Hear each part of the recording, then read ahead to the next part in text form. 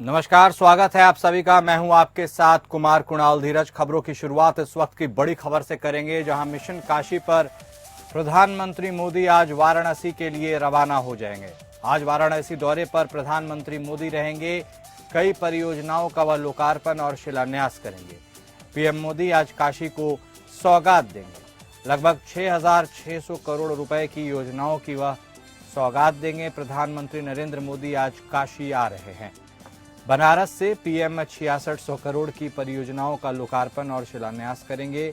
इनमें पूर्वांचल के खेल प्रेमियों के लिए सिगड़ा स्थित डॉक्टर संपूर्णानंद स्टेडियम में national centre of excellence, 90 crore की लागत से बने शंकरानेत्र अस्पताल का लोकार्पण और बाबतपुर एयरपोर्ट के विस्तारीकरण के तहत न्यू टर्मिनल भवन का शिलान्यास शामिल है।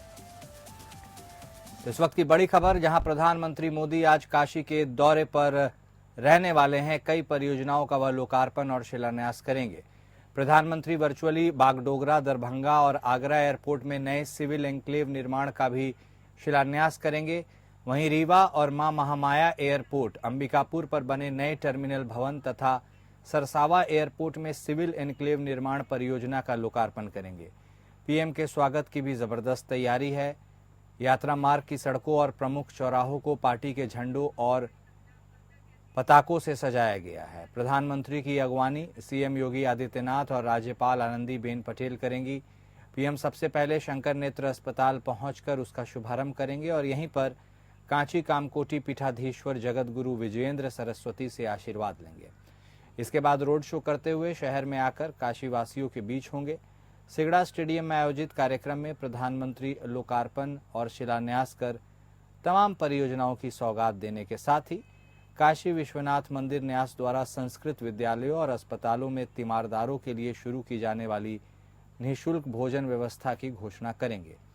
इसके बाद जनसभा को संबोधित करेंगे। हरियाणा विधानसभा चुनाव में लगातार तीसरी बार पार्टी को मिली जीत और जम्मू कश्मीर में पार्टी के शानदार प्रदर्शन से उत्साहित बीजेपी कार्यकर्ताओं ने पीएम मोदी के भव्य स्वागत की तैयारी की है। प्रधानमंत्री के एयरपोर्ट से बाहर निकलने पर बाबतपुर में पिंडरा विधायक डॉक्टर अवधेश सिंह के नेतृत्व में बीजेपी कार्यकर्ता ढोल, नगाड़े, डमरू, शंखनाद के साथ भव्य स्वागत करेंगे। हमारे विशेष संवाददाता आनंद सिंह हमारे साथ जुड़ चुके हैं, सीधे उनका रुख करेंगे। आनंद, जिस तरह से प्रधानमंत्री मोदी का आज काशी का दौरा है, इस दौरे के क्या कुछ मतलब निकलकर सामने आते हैं और इसके साथ ही कई परियोजनाओं का वह लोकार्पण और शिलान्यास करेंगे। बनारस से सांसद भी हैं प्रधानमंत्री, और ऐसे में उनका बनारस का यह आगमन कितना मायने रखता है? हाँ जी, बिल्कुल कुणाल। देखिए, बनारस से सांसद भी हैं, लगातार तीसरी बार बनारस से सांसद हैं प्रधानमंत्री नरेंद्र मोदी, और दिवाली के आसपास या आप यूं कहें कि लगातार उनका दौरा बनारस के लिए होता रहता है। और इसी कड़ी में आज दिवाली की सौगात देने के लिए बनारस वासियों को और देशवासियों को प्रधानमंत्री नरेंद्र मोदी करीब 1 बजे बनारस पहुंचेंगे, काशी पहुंचेंगे, और जहां से 6,000 करोड़ रुपए से भी अधिक की तमाम जो है परियोजनाएं, उसका उन्नति को शिलान्यास करेंगे। कई परियोजनाओं का लोकार्पण करेंगे। इसके अलावा भी तमाम कार्यक्रमों में प्रधानमंत्री नरेंद्र मोदी को आज हिस्सा लेना है। चाहे वो आरजे शंकर नेत्र चिकित्सालय है, उसको समर्पित करेंगे लोगों के लिए। जो इसके अलावा वाराणसी का जो एयरपोर्ट का विस्तारीकरण है, नए टर्मिनल की भवन की नींव रखेंगे। स्वास्थ्य, शिक्षा, खेल, धर्म, पर्यटन और आवास संबंधी तमाम जो कार्यक्रम हैं आज यहाँ पर होने वाले हैं। तमाम लोकार्पण, तमाम शिलान्यास प्रधानमंत्री नरेंद्र मोदी करने वाले हैं। और इतना ही नहीं कुणाल, 20,000 से भी अधिक जो लोग हैं सिगरा के स्टेडियम में, वहां प्रधानमंत्री उनसे सीधा संवाद करेंगे, उनको संबोधित करेंगे। करीब 1 बजे प्रधानमंत्री पहुंचेंगे और करीब 5 घंटों का उनका ये कार्यक्रम होने वाला है। और शाम करीब 6 और 6:30 बजे के आसपास प्रधानमंत्री वापस दिल्ली के लिए रवाना होंगे। बहुत धन्यवाद आनंद आपका, हमारे साथ जुड़ने के लिए, बातचीत करने के लिए, सारी जानकारी देने के लिए। और इस बीच लखनऊ से एक बड़ी खबर, जहां उपचुनाव की तैयारियों में भारतीय जनता पार्टी पूरी तरह से जुट चुकी है। सीएम योगी ने उपचुनाव को लेकर एक अहम बैठक की। लखनऊ से अब बड़ी खबर, उपचुनाव की तैयारियों में बीजेपी जुट चुकी है। सीएम योगी ने इस बैठक में सबकी जिम्मेदारी भी तय की है।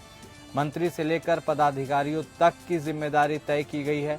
सीएम योगी ने मंत्रियों से लेकर पदाधिकारियों को कई दिशा निर्देश दिए। उपचुनाव में जनता का दिल जीतने की बात कही है सीएम योगी आदित्यनाथ ने। उत्तर प्रदेश की 10 में से 9 विधानसभा सीटों के लिए होने वाले उपचुनाव की तैयारियों को लेकर सीएम योगी ने अपने आवास पर मंत्रियों के साथ 3 घंटे से भी अधिक समय तक मंथन किया। बैठक में सीएम ने सभी मंत्रियों के साथ ही पदाधिकारियों को भी हर हाल में सभी सीटें जीतने का काम देते हुए प्रभार वाली सीटों की जिम्मेदारी भी तय की है। उन्होंने बूथ स्तर तक चुनाव प्रबंधन को और मजबूत करने के साथ ही चौपालों के माध्यम से जनता से सीधा संवाद कर उनकी समस्याओं का समाधान कराने के निर्देश दिए। सीएम ने मंत्रियों को बूथ स्तर तक के संगठन का काम देख रहे पदाधिकारियों से फीडबैक लेकर बेहतर तालमेल के साथ काम करने को कहा है। सीएम ने कहा कि अब समय नहीं है, सभी मंत्री अपने अपने प्रभार वाले सीटों पर ही अधिक समय दें, जनता से सीधा संवाद करें, उनकी समस्याओं को सुनकर उसका हल कराएं। मंत्रियों और पदाधिकारियों को सीएम ने जिम्मेदारी निभाने में किसी भी स्तर पर कमी न रहने देने की सलाह दी। उन्होंने कहा, उपचुनाव जीतना सिर्फ चुनावी सफलता नहीं बल्कि जनता के विश्वास की जीत होगी। बैठक में उप मुख्यमंत्री केशव प्रसाद मौर्य मौजूद नहीं रहे, जबकि डिप्टी सीएम ब्रजेश पाठक, मंत्री सुरेश खन्ना, सूर्य प्रताप शाही, स्वतंत्र देव सिंह समेत सभी मंत्री और बीजेपी के प्रदेश अध्यक्ष भूपेंद्र चौधरी और महामंत्री संगठन धर्मपाल मौजूद रहे। हमारे विशेष संवाददाता लगातार हमारे साथ बने हुए हैं आनंद सिंह। आनंद, उपचुनाव की तैयारियों में जिस तरह से बीजेपी जुटी हुई है, मुख्यमंत्री योगी आदित्यनाथ की अहम बैठक हुई, बिल्कुल बूथ स्तर तक काम करने के दिशा निर्देश दिए गए हैं, लोगों का दिल जीतने की बात कही गई है, कार्यकर्ताओं से फीडबैक लेने की बात कही गई है। इसका मतलब यह है कि बीजेपी कोई कोर कसर इस बार छोड़ना नहीं चाहती है। लोकसभा चुनाव से सीख लेते हुए क्या यह एक रणनीति के तहत पूरा कार्य करने की योजना है? बिल्कुल कुणाल, देखिए लोकसभा चुनाव में जो हाल हुआ पार्टी का, जिसकी पार्टी ने उम्मीद नहीं की थी, उसके बाद अब न सिर्फ पार्टी के पास एक बार वापस जनाधार पाने का, यानी जो वोट बैंक उसका खोया है, जो लोगों की उसके खिलाफ नाराजगी थी, उसको वोट बैंक वापस पाने के लिए एक बड़ा मौका है भारतीय जनता पार्टी के लिए। 9 विधानसभा सीटों पर उपचुनाव होने जा रहे हैं, तो कहीं ना कहीं पार्टी की ये कोशिश है कि लोगों के बीच जाया जाए, जो सरकार की विकास योजनाएं हैं, कल्याणकारी काम है, न सिर्फ उनको बताया जाए बल्कि उसका फीडबैक भी लिया जाए। और कल जब बैठक हुई है मुख्यमंत्री योगी आदित्यनाथ के आवास पर, जिसमें न सिर्फ तमाम प्रभारी मंत्री मौजूद थे, जिलों के जो अन्य नेता थे वो मौजूद थे, दोनों डिप्टी सीएम मौजूद थे, संगठन के जो लोग थे, चाहे वो प्रदेश अध्यक्ष भूपेंद्र चौधरी रहे हों या संगठन महामंत्री धर्मपाल रहे हों, सभी लोग बैठक में मौजूद थे।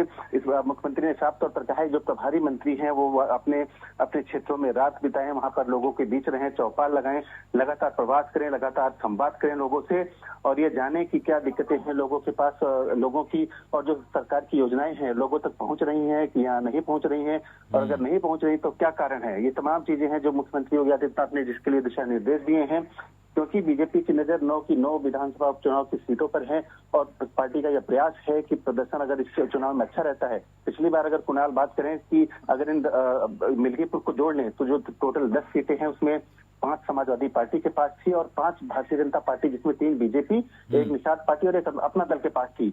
तो कहीं ना कहीं बीजेपी की ये कोशिश है कि उस संख्या को और बढ़ाया जाए, 5 की संख्या को और बढ़ाया जाए और एक तरह से ये साबित कर दिया जाए कि जो लोकसभा चुनाव के नतीजे थे वो क्षणिक नतीजे थे, लेकिन जो बीजेपी का जनाधार है वो बचा हुआ है। और यही वजह है कि लगातार मुख्यमंत्री योगी आदित्यनाथ बैठकें कर रही है। कोई पहली बैठक नहीं थी, इसके पहले भी लगातार मुख्यमंत्री योगी आदित्यनाथ बैठकें लेते रहे हैं। बहुत धन्यवाद आनंद आपका हमारे साथ जुड़ने के लिए, बातचीत करने के लिए।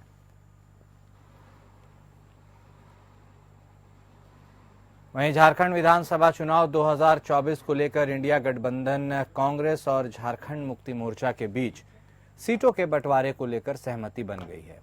मुख्यमंत्री हेमंत सोरेन और गुलाम अहमद मीर ने एक संयुक्त प्रेस कॉन्फ्रेंस में इस बात की घोषणा की है। झामुमो और कांग्रेस 70 सीटों पर अपने प्रत्याशी उतारेगी, बाकी बची 11 सीटों पर इंडिया गठबंधन में शामिल राष्ट्रीय जनता दल और माले को दिया जाएगा।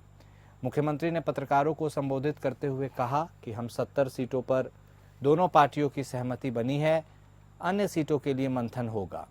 हमारे साथ वामदल भी जुड़ रहे हैं, उनके साथ भी सीट को साझा किया जाएगा, इसकी घोषणा जल्द ही की जाएगी।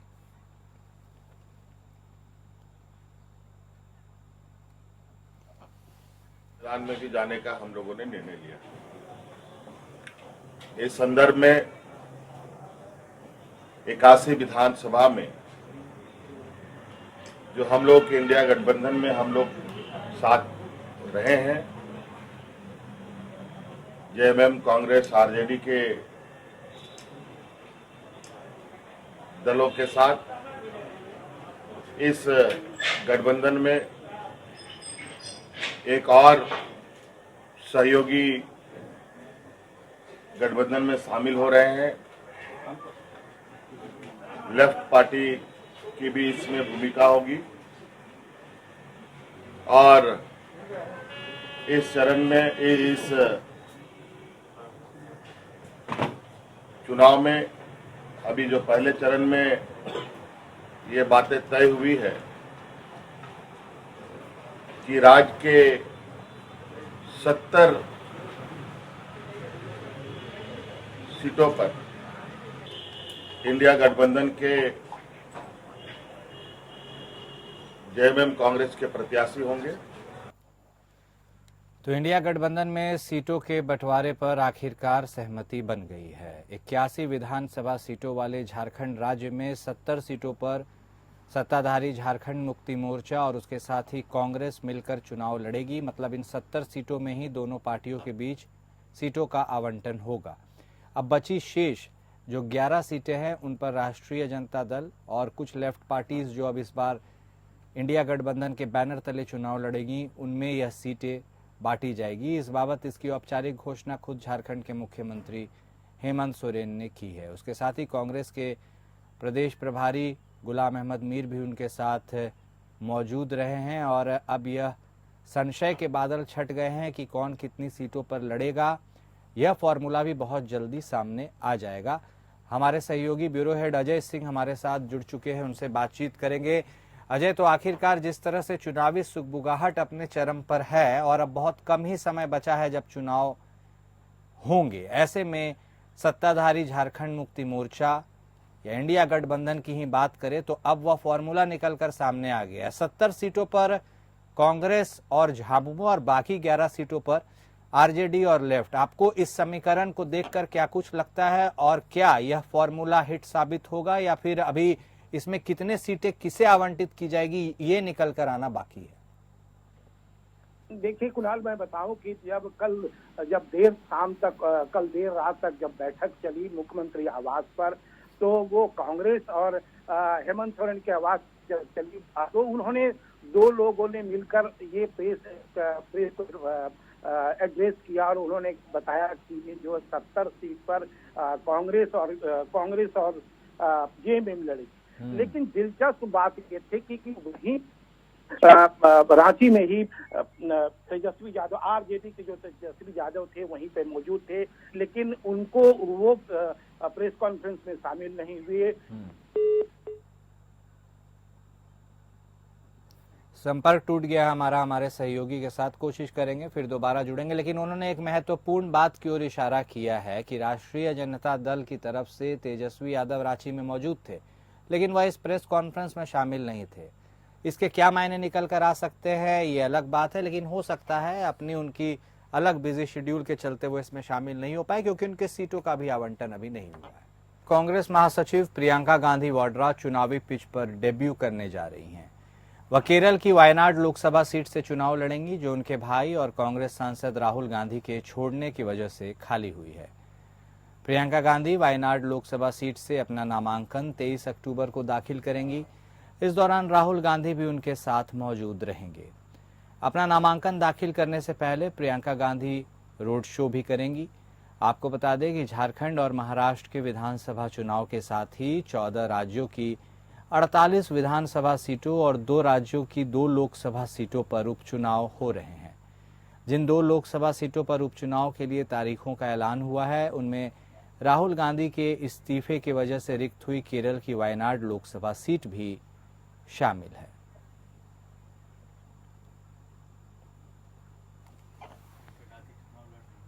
वहीं जम्मू कश्मीर से एक बड़ी खबर आई है। कश्मीर में मैराथन दौड़ का आगाज हुआ है।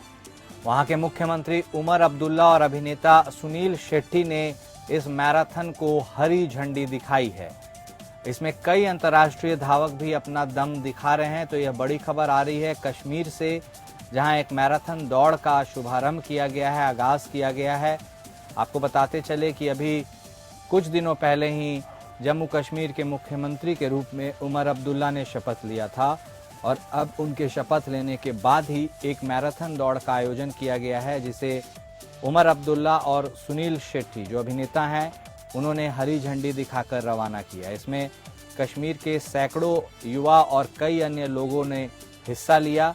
मैराथन दौड़ का यह आगाज हुआ और इसमें कई अंतर्राष्ट्रीय धावक भी पहुंचे। सहयोगी शेख दाऊद हमारे साथ जुड़ चुके हैं कश्मीर से, सीधे उनका रुख करेंगे। शेख, अभी हालिया में ही कुछ दिनों पहले ही जम्मू कश्मीर को नया मुख्यमंत्री मिला है उमर अब्दुल्ला, और मुख्यमंत्री पद की शपथ लेने के बाद कश्मीर की फिजा में मैराथन की यह दौड़, क्या इसके मतलब हैं और क्या कुछ रहा इस मैराथन दौड़ में? कौन कौन इसमें शामिल रहा, कहां से कहां तक यह दौड़ हुई और इसका क्या अंजाम हुआ? बिल्कुल, आज सुबह सुबह जम्मू कश्मीर का जो श्रीनगर है वो खिलखिला रहा है। चारों तरफ खुशी खुशी है, लोग नजर आ रहे हैं। मंथरम आज सुबह 6 बजे यहाँ पे शुरू हुआ है। हिंदुस्तान में पहली बार इतना बड़ा मंथरम आज जम्मू कश्मीर के श्रीनगर में सुबह 6 बजे शुरू हुआ है, जिसको बाकायदा तौर पर यहाँ के जो चीफ मिनिस्टर यूटी का उमर अब्दुल्ला उसने उसको फ्लैग अप किया और हजारों की तादाद में लोगों ने इसमें पार्टिसिपेट किया। खासकर हिंदुस्तान के साथ साथ मुख्तलिफ मुल्कों के से भी कुछ जो एथलेटिक है उन्होंने इसमें पार्टिसिपेट किया है और हिंदुस्तान के कुछ बॉलीवुड जिसमें सुनील शेट्टी वो भी इसमें शामिल है।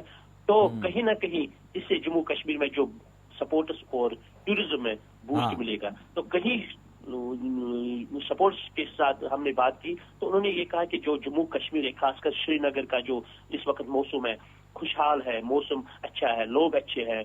तो कहीं ना कहीं ये जो आज मंथरम यहाँ पे हुआ है, इससे लगता है कि जम्मू कश्मीर में खुशहाली एक बार फिर देखने को मिला।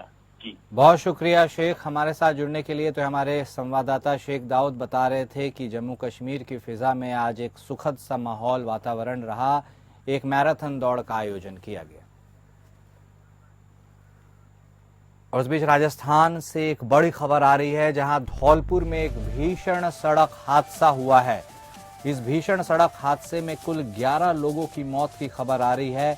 बस और टेम्पो की टक्कर हुई है और इसमें 8 बच्चों समेत कुल 11 लोगों की मौत की सूचना आ रही है।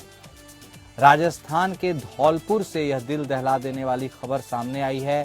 यहां Karauli Dholpur highway NH 11B पर सुनीपुर गांव के नजदीक दर्दनाक सड़क हादसा हुआ है। यह बड़ी खबर, राजस्थान के धौलपुर से 11 लोगों की सड़क हादसे में मौत हो गई है, इनमें 8 बच्चे भी शामिल हैं। Karauli Dholpur highway NH 11B पर सुनीपुर गांव के नजदीक दर्दनाक हादसा हुआ। स्लीपर कोच बस और टेम्पो की टक्कर में 11 लोगों की दर्दनाक मौत हो गई। मृतकों में 5 बच्चे, 3 बच्चियां, 2 महिलाएं और 1 पुरुष शामिल हैं। सभी के शव को बाड़ी अस्पताल की मॉर्चरी में रखवाया गया है। यह मामला बाड़ी सदर थाना इलाके का है। टेम्पो सवार बाड़ी शहर के गुमट मोहल्ला निवासी थे। सभी बरौली गांव में एक कार्यक्रम में शामिल होकर लौट रहे थे जब यह हादसा हो गया। धौलपुर सड़क हादसे में स्लीपर बस और टेम्पो की टक्कर हुई, 11 लोगों की मौत हो गई है। यह बहुत बड़ी खबर आ रही है, जहां राजस्थान के धौलपुर में एक भीषण सड़क हादसा हुआ है। इसमें 11 लोगों के हताहत होने की सूचना मिली है। वहीं राजस्थान के मुख्यमंत्री ब्रिटेन के दौरे पर हैं। Rising Rajasthan global investors summit 2024 के तहत ब्रिटेन के निवेशकों तक पहुंचने के प्रयास को जारी रखते हुए मुख्यमंत्री भजन लाल शर्मा और राजस्थान सरकार के प्रतिनिधिमंडल के अन्य सदस्यों ने कई ब्रिटिश कंपनियों के साथ बैठकें की। कल शाम लंदन में आयोजित rising Rajasthan investor road show में भी भाग लिया। इसके अलावा राज्य में खेलकूद को बढ़ावा देने के लिए मुख्यमंत्री भजन लाल शर्मा के नेतृत्व वाले प्रतिनिधिमंडल ने लंदन के लॉर्ड्स क्रिकेट मैदान में राजस्थान रॉयल्स क्रिकेट टीम के मालिक royal multi sport private limited के अधिकारियों के साथ भी मुलाकात की। इस दौरान रॉयल मल्टी स्पोर्ट और राज्य सरकार के प्रतिनिधिमंडल के बीच जयपुर शहर को एक स्पोर्ट्स हब के रूप में विकसित करने के लिए MOU पर भी करार हुआ। इसके तहत इसमें स्टेडियम, खेल प्रशिक्षण केंद्र, खेल चिकित्सा और अन्य खेल सुविधाएं विकसित की जाएंगी। इसके अलावा प्रतिनिधिमंडल ने इलेक्ट्रिक व्हीकल, एडवांस्ड मैन्युफैक्चरिंग, खाद्य प्रसंस्करण, फिनटेक, स्वास्थ्य, खेल, प्राइवेट इक्विटी फंड, नवाचार और अक्षय ऊर्जा जैसे क्षेत्रों में विशेषज्ञता रखने वाली ब्रिटेन की कंपनियों के आला अधिकारियों से मुलाकात की। उन्हें राज्य में व्यापार करने का आमंत्रण दिया गया।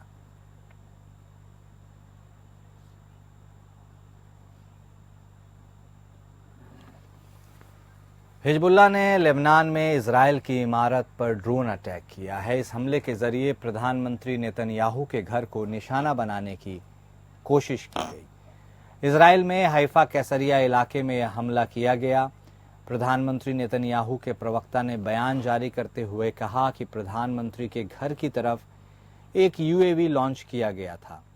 प्रधानमंत्री और उनकी पत्नी वहां नहीं थे और इस घटना में कोई हताहत नहीं हुआ है।